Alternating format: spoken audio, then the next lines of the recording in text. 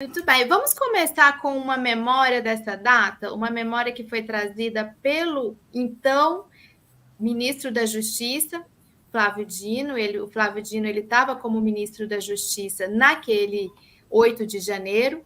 Então, ele colocou lá no Twitter dele, Memórias do 8 de janeiro. Quando soube das invasões aos prédios públicos, decidi ir imediatamente para o Ministério da Justiça, a fim de evitar uma sensação de vazio de poder. Olhei pela janela. Olhei pela janela do Ministério da Justiça quando lá cheguei e temi um efeito dominó em outros pontos do território nacional. Consultei o presidente da República sobre um cardápio de possibilidades constitucionais. Ele determinou a intervenção federal. Eu e a assessora Letícia redigimos o decreto no celular e esse decreto, escrito em minutos, faz parte da história da vitória da democracia. Esse é o decreto a que o ministro Flávio Dino se refere.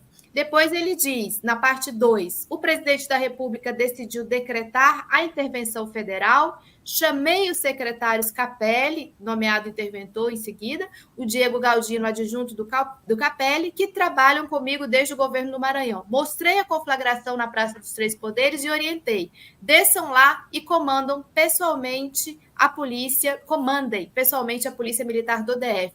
Eles concordaram sem vacilar, com notável senso de dever patriótico. No auge da tensão, lembrava o passo a passo dos dias 31 de março e 1º de abril de 1964.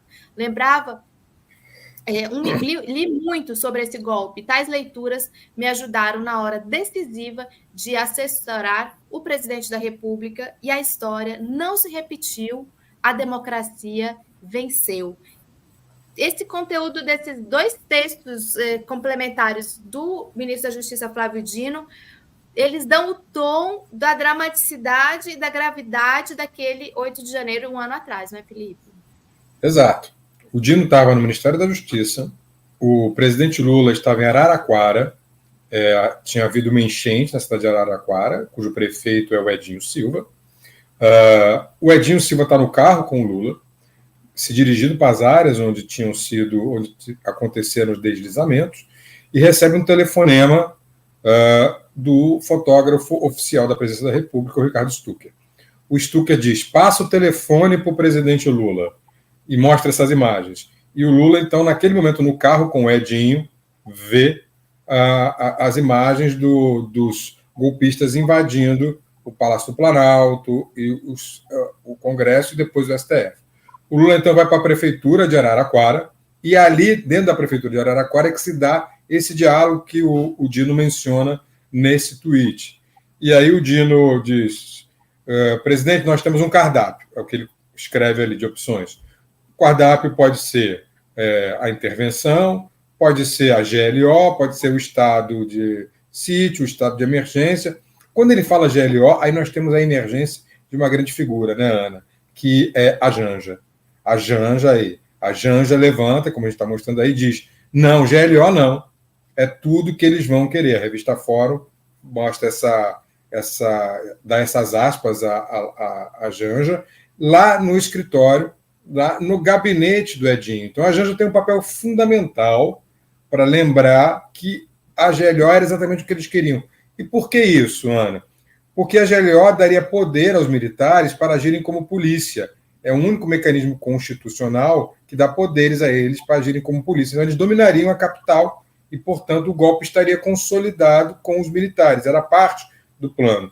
Muito inteligentemente, a Janja alerta o presidente e o presidente, então, diz ao Dino que faça a intervenção federal. Havia indisciplinados, aí está aí o ministro da Defesa, o José Múcio, falando. Realmente, uma parte das Forças Armadas queria o golpe, outra parte não queria. A gente tem que dar o crédito também aos legalistas, que não quiseram. E aí o Dino, ainda voltando àquele primeiro tweet, ele diz, o presidente pergunta, em vez da intervenção ser no governo, pode ser só na Secretaria de Segurança? E o Dino diz, pode sim. Então ele resolve intervir só na Secretaria de Segurança, até para dar menos motivos de ruído comunicacional àquilo que ele queria fazer.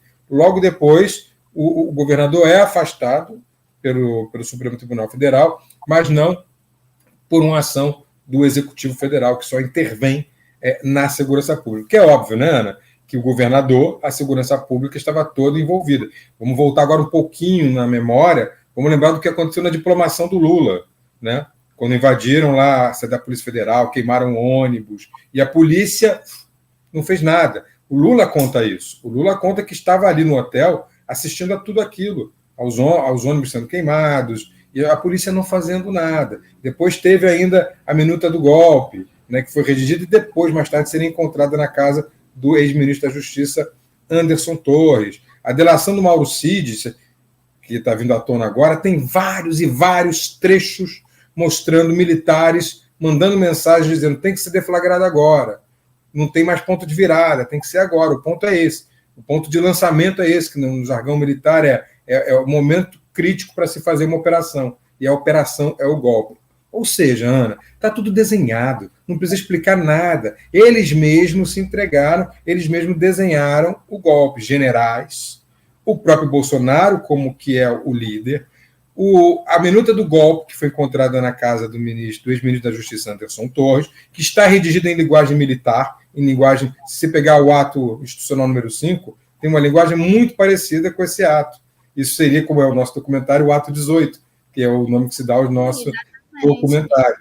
E, por último, essa palavra para você, a gente tem que, além dos financiadores, né, que a gente está aqui cobrando, além dos mentores, cujo Bolsonaro é o principal, a gente tem também sempre insistir, eu sempre insisto, nos divulgadores, os incitadores, que moram na Flórida. Rodrigo Constantino, Alan dos Santos e, principalmente, o nefasto Paulo Figueiredo, neto do ditador João Figueiredo, último presidente da República Militar, ditador que pediu guerra civil. Fácil, na Flórida, né? Na segurança da Flórida, pediu guerra civil. Então, atenção, Supremo Tribunal Federal, esses caras também precisam ser denunciados.